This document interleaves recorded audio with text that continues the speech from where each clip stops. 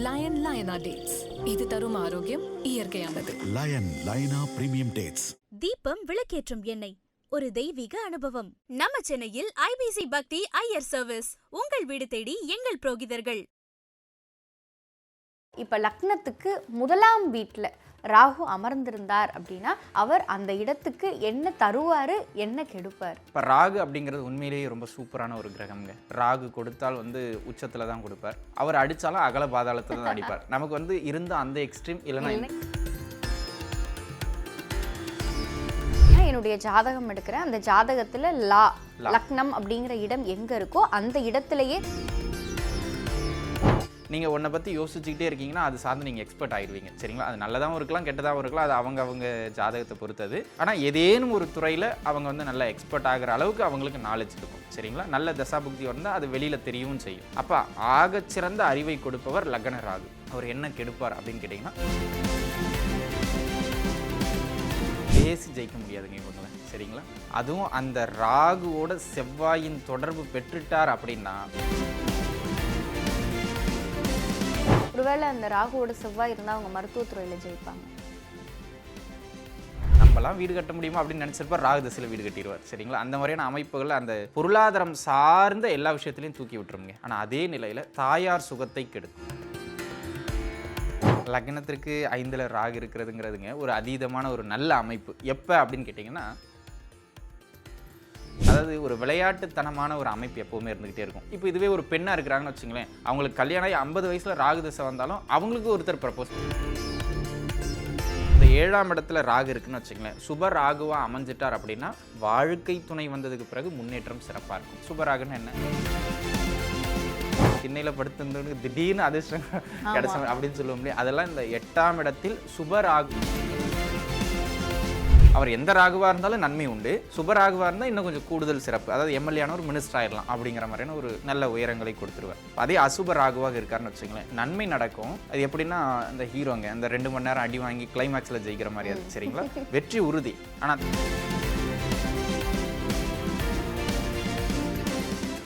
IBC பக்தி நேயர்கள் அனைவருக்கும் அன்பு வணக்கம். இன்னைக்கு நம்ம கூட ஜோதிடம் மற்றும் ஆன்மீகம் சார்ந்த பல தகவல்களை பகிர்ந்து கொள்வதற்காக ஜோதிடர் யோகி ஜெயபிரகாஷ் சார் நம்ம கூட இணைந்திருக்கிறார்கள். சார் வணக்கம். வணக்கம். தொடர்ந்து நம்ம ஜோதிடம் சார்ந்த நிறைய தகவல்களை பகிர்ந்துட்டு இருக்கோம். அந்த வகையில் இந்த தடவை உங்ககிட்ட ராகு பகவான் சார்ந்த நிறைய தகவல்கள் கேட்டு தெரிஞ்சுக்கலாம்னு காத்திருக்கோம். இதை பார்த்துட்டு இருக்க நேயர்கள் அவங்களுடைய சுய ஜாதகத்தை எடுத்து அவங்களே பார்த்துக்கிற மாதிரி நீங்கள் சொன்னீங்க அப்படின்னா நிச்சயம் இது பார்க்குற நேயர்களுக்கு பல பயனுள்ள தகவல்களை கொண்டு போய் சேர்க்கும். முதலாவது இப்போ ராகு அமர்ந்த இடம், அந்த அமர்ந்த இடத்தை வச்சு அவர் என்ன மாதிரியான நல்லது கொடுப்பார், என்னென்ன மாதிரியான கெடுதலை கொடுப்பார் அப்படிங்கிறத பார்க்கணும். முதலாவதா இப்போ லக்னத்துக்கு முதலாம் வீட்டில் ராகு அமர்ந்திருந்தார் அப்படின்னா அவர் அந்த இடத்துக்கு என்ன தருவார், என்ன கெடுப்பார்?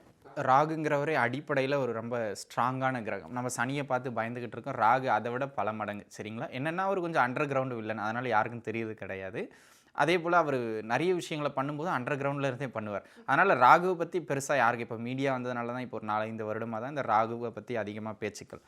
இப்போ ராகு அப்படிங்கிறது உண்மையிலேயே ரொம்ப சூப்பரான ஒரு கிரகம்ங்க. ராகு கொடுத்தால் உச்சத்தில் தான் கொடுப்பார். அவர் அடித்தாலும் அகல பாதாளத்தை தான் அடிப்பார். நமக்கு இருந்த அந்த எக்ஸ்ட்ரீம் இல்லைன்னா இந்த எக்ஸ்ட்ரீம், இந்த நடுவில் அதெல்லாம் வேற யாரும் பார்த்துக்கிட்டோம், நம்ம பார்க்கறது கிடையாது. அந்த மாதிரியான ஒரு கிரகம் யாருன்னா ராகு. டாப் அண்ட் இல்லைன்னா டவுன். ஒன்று அடித்தா ஒன்று அடித்து லைஃப்பில் நீ எழுந்துக்கவே கூடாது, இல்லை தூக்கி விட்டுனா உன்னை எவனுமே தொடக்கூடாது, அந்த நிலமையில தூக்கி விட்டுருவோம். அப்படிங்கிற ஆள் தான் ராகுங்க. ராகு மட்டும் நம்ம ஜாதகத்தில் நல்லா ஸ்ட்ராங்காக அமைஞ்சிட்டாருன்னு வச்சுங்களேன், இது நம்ம ஜோதிட கிரந்தங்கள் கூட பாம்பை பிடித்து பலன் சொல்லு அப்படின்னு சொல்லும். அந்த பாம்புன்னா நகைப்பாம்பை போய் பிடிக்கிறது இல்லை, இந்த ராகு பிடிக்கிறது. ராகு கேதுக்களை பிடிச்சி பலன் சொல்கிறது தான். இப்போ அந்த விதத்துலைங்க ராகு எப்போவுமே எந்த வீட்டில் அமர்ந்தாலும் அந்த வீட்டின் ஏதேனும் ஒரு விஷயத்தை நமக்கு தூக்கி அழகாக கொடுத்துருவார். பெரும்பாலும் நீங்கள் ஒருவர் ஏதாவது ஒரு விஷயத்தில் நாலேஜபிளாக இருப்பார் அப்படின்னு வச்சுக்கோங்களேன், ஒன்று அந்த ராகு எந்த பாவகத்தில் அமர்ந்தாலோ அந்த விஷயம் சார்ந்து தான் அவர் நிறைய அறிவு பெற்றிருப்பார். அப்படி இல்லை ராகுவோடு ஏதேனும் ஒரு கிரகம் சேர்ந்துருக்கு அப்படின்னா அந்த கிரகம் சார்ந்த அறிவை தான் அவர் அதிகமாக பெற்றிருப்பார். இப்போ உதாரணத்துக்கு நீங்கள் கேட்குற முதலாம் வீடுனா நீங்கள் எந்த லக்னத்தில் பிறந்திருந்தாலும் உங்கள் லக்னத்தில் ராகு இருக்கிறது அப்படின்னு அர்த்தம். சரிங்களா?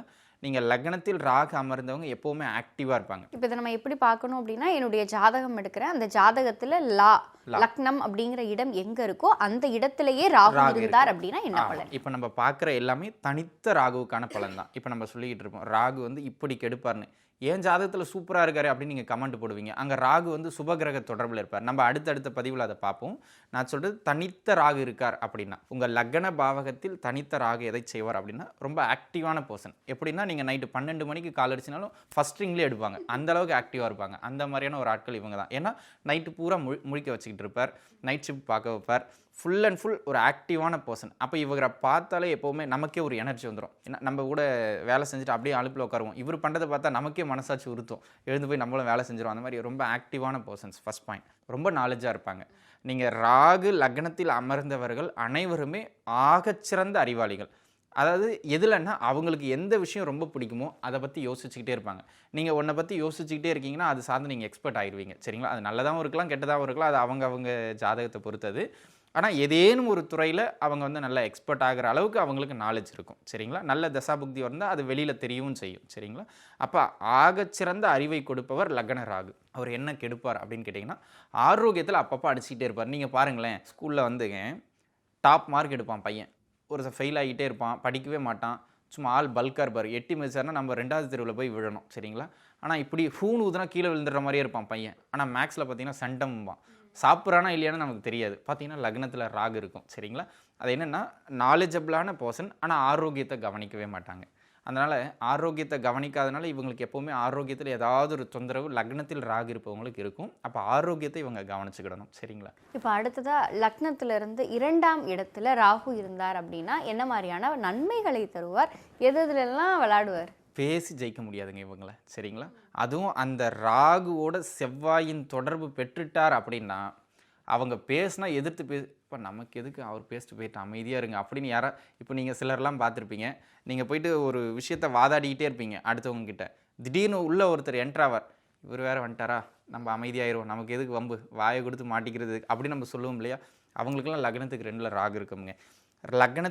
லக்னத்துக்கு 2ல் ராகு அமர்ந்த ஒருவரை, அது ஆணானாலும் சரி பெண்ணானாலும் சரி, கொழாடி சண்டையில் கோல்டு மெடல் வாங்குறவங்களா இருந்தாலும் சரி, மேடை ஏறி பேசி ஐயா சுகிசிவம் மாதிரி பேசுகிறவங்களா இருந்தாலும் சரி, அவர்களை வெல்வதற்கு ஆள் இல்லை அப்படிங்கிற மாதிரியான ஒரு ஆட்கள். அப்போ இவங்க வந்து பார்த்திங்கன்னா அடுத்தவங்களை கைட் பண்ணுறது, கன்சல்டேஷன் கொடுக்கறது, வக்கீல் ஆகிறது, டீச் பண்ணுறது, இந்த மாதிரியான துறைகள் சார்ந்து படிக்க வச்சுட்டிங்கன்னா அவங்கள மிஞ்சுறதுக்கு ஆள் கிடையாது. சரிங்களா? இது அதாவது நம்ம கிருஷ்ண பரமாத்மா இருக்கார் இல்லையா, இது இப்படியும் பண்ணலாம், அது அப்படியும் பண்ணலாம், இப்போ எப்படா பண்ணுறது நீயே சொல்லிடுறா அப்படிங்கிற நிலைமைக்கு நம்மளை கொண்டு வர வச்சுருவாங்க. அந்த அளவுக்கு பேச்சாற்றல், அதை சொல்ல வரேன். பேச்சு சாதுரியத்தால் தன் வாழ்நாளில் எல்லாவற்றையும் தனக்கு சாதகமாக மாற்றுற ஆற்றல் 2ல் ராகு இருக்கிறவங்களுக்கு உண்டு. அது சுப கிரகங்களின் தொடர்பு இருந்ததுன்னா நல்ல விஷயத்துக்காக பயன்படுத்துவாங்க. சிலர் அடாவடித்தனம் பண்ணுவாங்க, நீங்கள் கேள்விப்பட்டிருப்பீங்க. அது அசுப கிரகங்களின் தொடர்பு இருந்தால் அப்படி இருக்கும். சரிங்களா? சரி, இந்த 2ல் ராகு அமர்றது என்ன பண்ணும் அப்படின்னு கேட்டிங்கன்னா, வெளியில் இவங்களுக்கு நல்ல நேம் இருக்கும், பேச்சாற்றல் சூப்பராக இருக்கும். ஆனால் குடும்பத்தில் கேட்டிங்கன்னா ஒரு பயம் அதிக மாட்டான். சரிங்களா? இது என்னென்னா குடும்பம் சார்ந்து அவரை கொஞ்சம் தனிமைப்படுத்தும். அல்லது குடும்பத்தில் இருக்கிறவங்க என்னத்தை இந்த ஆளை கட்டிக்கிட்டு வந்து நான் அப்படிங்கிற மாதிரி போயிடுவாங்க. அப்போ குடும்பத்திற்கு இவங்க கொஞ்சம் கவனம் செலுத்தணும். இவங்களுடைய பேச்சாற்றல் அடுத்தவங்களை மடக்கி கெடுக்குப்பிடி போட்டு வெளியில் பேச விடாமல் பண்ணுற அமைப்பை வீட்டுக்குள்ளேயும் ஃபாலோ பண்ணாங்கன்னா அன்பை இழந்துருவாங்க. கண்டிப்பாக. அப்போ குடும்பத்தின் அன்பை பெரும்பான்மையாக லக்னத்திற்கு 2ல் ராகு இருக்கிறவங்க இழப்பாங்க. அதை பார்த்துக்கிடணும். அடுத்ததாக லக்னத்துக்கு 3ஆம் இடத்தில் ராகு இருந்தார் அப்படின்னு சொன்னால் அது என்ன மாதிரியான பலன்களை கொடுக்கும்? எதையெல்லாம் கெடுப்பார்? அவர்கள்கிட்ட இருக்கிற ஏதேனும் ஒரு திறமை அவர்களுக்கு அங்கீகாரத்தை பெற்றுக் கொடுத்துரும். அது ஆடுறதா இருக்கலாம், ஓடுறதா இருக்கலாம், பாடுறதா இருக்கலாம். லக்னத்திற்கு 3ல் ராகு அமர்ந்து எங்கேயாச்சும் இருந்து சுக்கிரனோ புதனோ அவர்களுக்கு தொடர்பு பட்டுட்டாங்க அப்படின்னா மீடியாவில் நல்லா ஜெயிச்சிடலாம். நல்ல பெரிய பெரிய புகழ்பெற்ற அமைப்புகளுக்கு வந்துடலாம். இப்போ உதாரணத்துக்கு 3ஆம் இடத்துல ராகு அமர்ந்த ஒருவருக்கு புதனின் தொடர்பு இருக்குன்னு வச்சுங்களேன், பெரிய எழுத்தாளராக இருப்பார். எங்கிருந்துரா இவனுக்கு இதெல்லாம் தோணுது அப்படிங்கிற மாதிரி இருக்கும். புதிய புதிய சிந்தனைகள், புதிய புதிய படைப்புகள். இல்லைங்க நமக்கு இந்த எழுதுறது பேசுகிறதெல்லாம் வராது. அவருக்கு எந்த துறையில் ஆர்வம் இருக்கோ அந்த துறையில் தூக்கி போட்டிங்கன்னா எதையாவது ஒன்று ரிசர்ச் பண்ணி கண்டுபிடிச்சி கையில் கொடுத்துருவார். இப்போ எனக்கு ஒரு சந்தேகம் வருது. இப்போ இதே 3ஆம் இடத்துல இருந்தால் அந்த திறமையை வச்சு அங்கீகாரம், ஒருவேளை அந்த ராகுவோட செவ்வாய் இருந்தால் அவங்க மருத்துவத்துறையில் ஜெயிப்பாங்களா? ஆமாம், எப்படி அறுக்கிறது, என்ன இடத்துல தையல் போடுறது, அது சார்ந்து அதில் எக்ஸ்பர்ட் ஆயிடுவாங்க. சரிங்களா?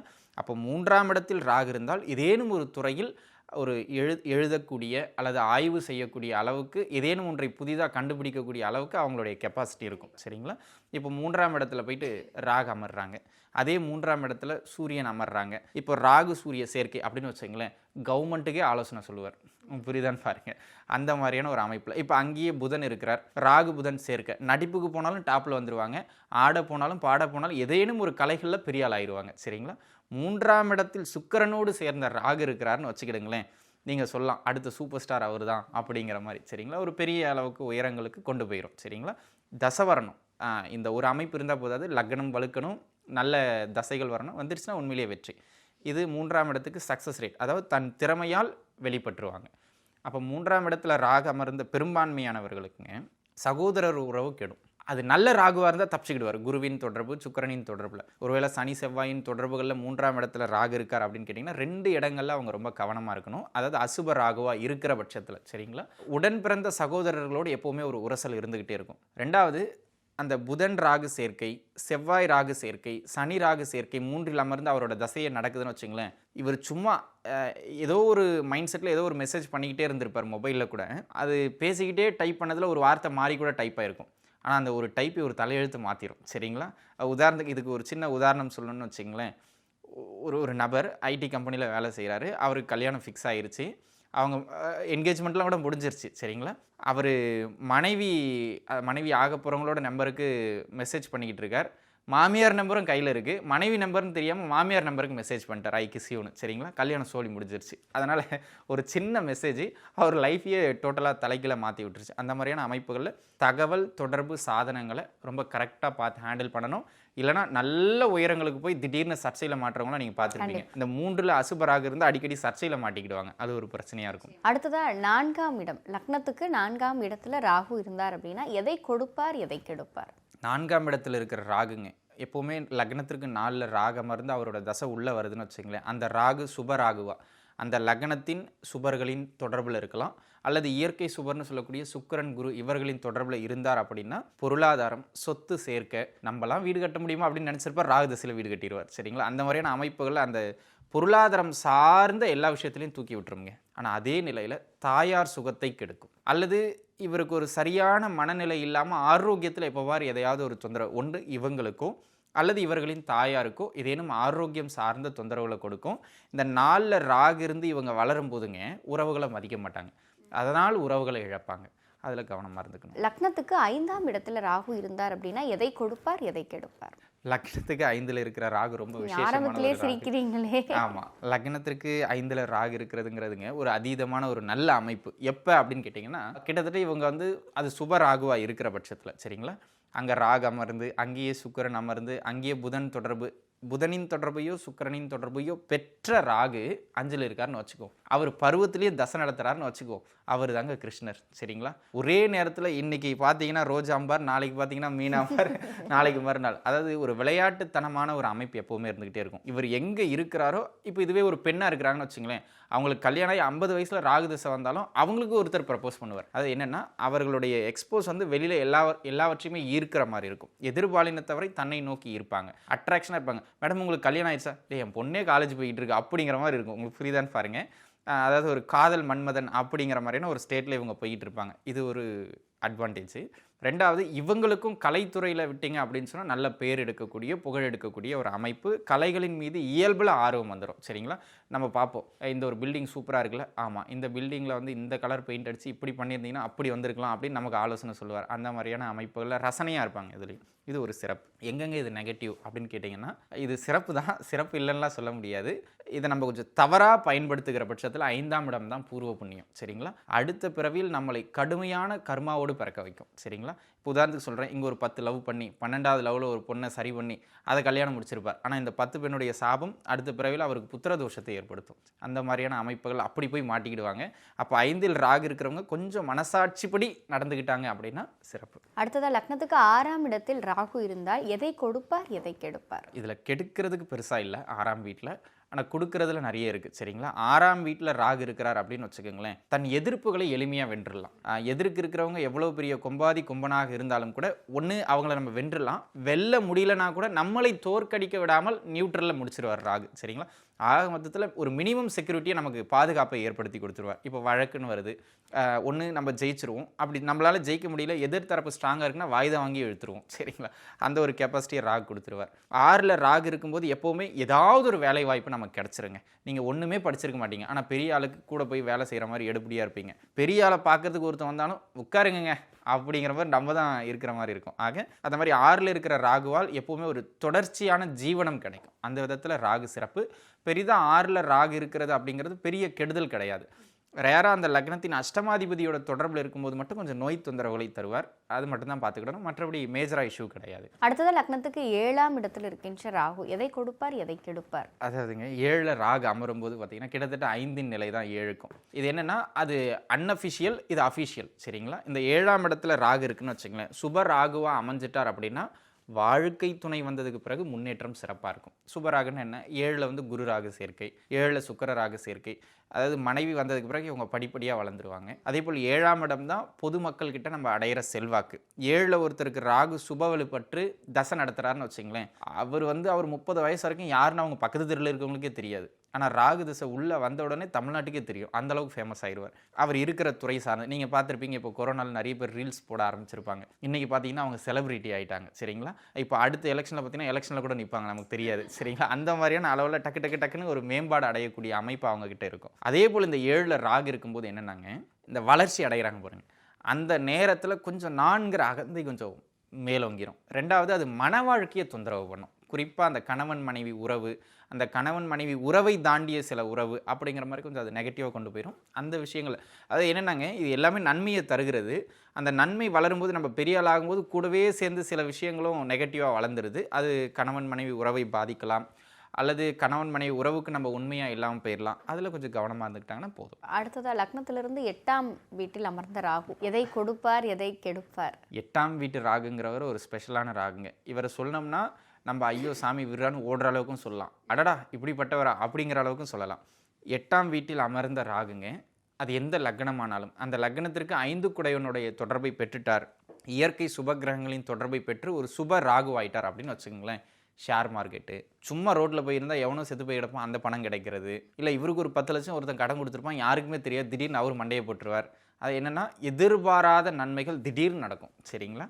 அந்த நேற்று வரைக்கும் சும்மா தாங்க இருந்தேன், இன்றைக்கி என்ன பண்ணுறீங்க, ஒரு 10 லட்சம் கிடச்சிது, அதை வச்சு செட்டில் ஆகிட்டுங்க அப்படிங்கிற மாதிரி அந்த எதிர்பாராத திடீர் வருமானம், திடீர் அதிர்ஷ்டம், திண்ணையில் படுத்திருந்தவனுக்கு திடீர்னு அதிர்ஷ்டம் கிடச்ச அப்படின்னு சொல்ல முடியாது. அதெல்லாம் இந்த 8ஆம் இடத்தில் சுபராகுவாக இருக்கிற போது தான். சரிங்களா? ஒரு உதாரணத்துக்கு சொல்கிறேன். இப்போ மேஷ லக்னம்னு எடுத்துக்கோ. ஒரு உதாரணத்துக்கு விருச்சகத்தில் போய் ராகு அமர்ந்து அவர் சூரியனோடு சேர்ந்து எங்கேயாவது இருந்து குருவின் பார்வை சுக்கிரனின் தொடர்பு கிடச்சிருச்சுன்னு வச்சுங்களேன், அந்த ராகு திசையில் பொருளாதார ரீதியாக டக்குன்னு மேலுக்கு வந்துடுவார். அவர் எவ்வளோ கஷ்டப்படுற நிலைமையிலனா கூட இருக்கட்டும், நேற்று மாடு மேய்ச்சிக்கிட்டு இருந்திருப்பார், இன்றைக்கி மாடு மேய்ப்பார். ஆனால் ஒரு 10 பேரை போட்டு ஒரு 100 மாடை வாங்கி விட்டு இவர் ஏசிக்கு ரூமில் உட்காந்துக்கிட்டு இருப்பார்.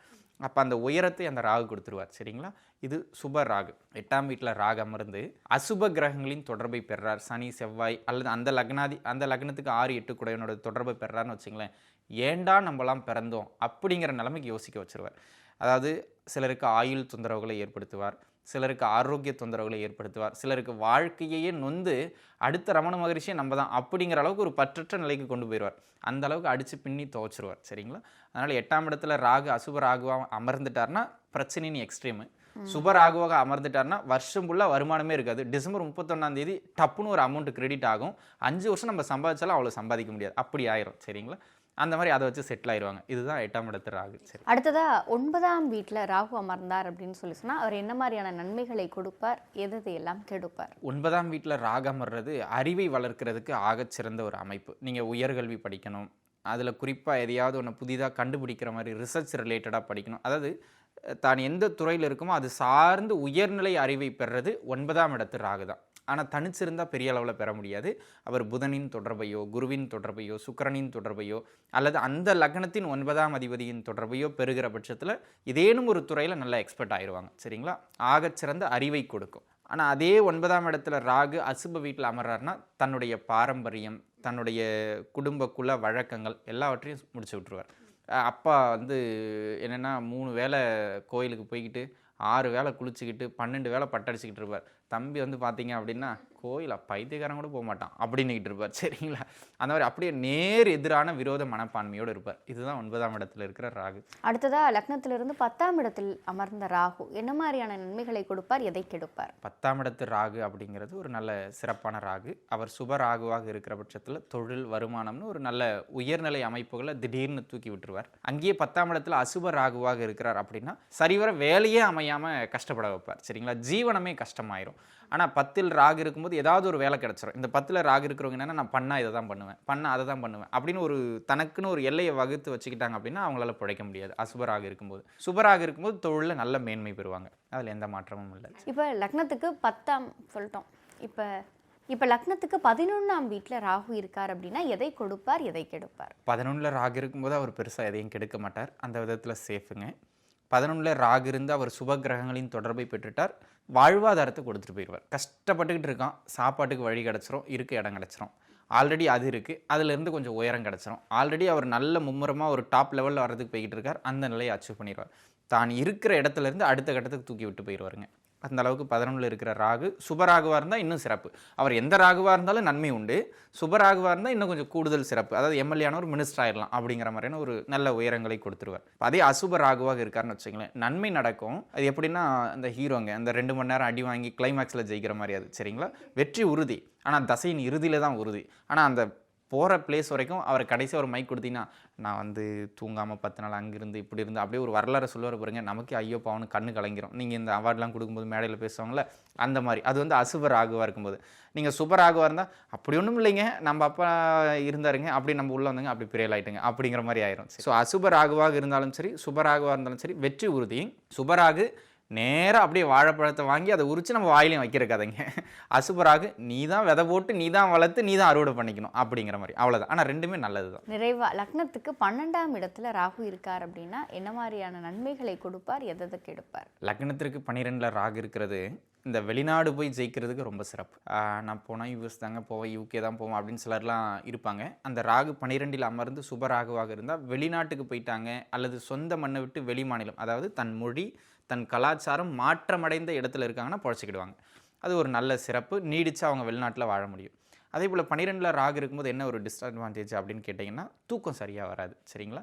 அப்படி தூக்கலாம் நல்லா வருதுன்னா தூக்கத்தில் யாராவது வந்துக்கிட்டே இருப்பாங்க கனவுல சரிங்களா. அந்த மாதிரியான ஒரு சில தொந்தரவுகள்லாம் இருக்கும். அதே போல் 12ல் ராகு இருக்கின்ற ஒரு சூழ்நிலை தான் நம்மளுடைய கர்மாவை அதிகப்படுத்திக்கிட்டே இருக்கு. ஏன்னா கொஞ்சம் பேட் திங்கிங்ஸாக அது கொஞ்சம் அதிகப்படுத்திக்கிட்டே இருக்கும். அப்போ அந்த மனதை கட்டுப்படுத்த முடியாமல் நிறைய தவறுகளை பண்ணி அந்த கர்மாவில் போய் மாட்டிக்கிறது. அப்போ 12ல் ராகு இருக்கிறவங்க வந்து பார்த்திங்கன்னா வெளிநாடு போகிற முயற்சியில் இருக்கீங்கன்னா சூப்பர், உங்களுக்கு க்ரீன் டிக். கொஞ்சம் நெகட்டிவான தாட்ஸ் மேலோங்குது அப்படின்னு கேட்டிங்கன்னா கொஞ்சம் மனசாட்சிப்படி நீங்கள் செயல்பட்டிங்கன்னா கர்மாவில் மாட்டாமல் பார்த்துக்கிடலாம். நிறைய விஷயங்கள் எங்களோடு பகிர்ந்துக்கிட்டீங்க. பொதுவாக 12 வீடுகளிலும் ராகு அமர்ந்த இடங்கள், அதில் எந்தெந்த வீட்டில் ராகு அமர்ந்தால் நமக்கு நன்மைகளை கொடுப்பார், எந்தெந்த வீட்டில் அமர்ந்தார்னா சில தீமைகளை கொடுப்பார் அப்படிங்கிறதையும், அதோடு சுபகிரக சேர்க்கை அசுப கிரக சேர்க்கை அப்படின்னு சொல்லி நிறைய விஷயங்களை டீட்டெயில்டாக இன்றைக்கி எங்களோடு பகிர்ந்துருக்கீங்க. நிச்சயம் இதை பார்க்கிற நேயர்கள் அவங்களுடைய சுய ஜாதகத்தை எடுத்து நம்ம ஜாதகத்தில் லக்னத்திலிருந்து ராகு எங்கே இருக்காரு, என்ன மாதிரியான பலன்களை நீங்கள் சொல்லியிருக்கீங்க அப்படிங்கிறத நிச்சயம் தெரிஞ்சுப்பாங்க. நிறைய விஷயங்கள் எங்களோடும் எங்கள் நேயர்களோடும் பகிர்ந்து கொண்டதற்கு நன்றி. நன்றி. பக்தி பரவசம் 2026 அனைவரும் வருக, அனுமதி இலவசம். ஆகஸ்ட் 7 வாணி மஹால், சென்னை. லயனா டேட்ஸ். இது தரும் ஆரோக்கியம் இயற்கையானது. லைனா பிரீமியம் டேட்ஸ். தீபம் விளக்கேற்றும் எண்ணெய், ஒரு தெய்வீக அனுபவம். நம்ம சென்னையில் ஐபிசி பக்தி ஐயர் சர்வீஸ். உங்கள் வீடு தேடி எங்கள் புரோகிதர்கள்.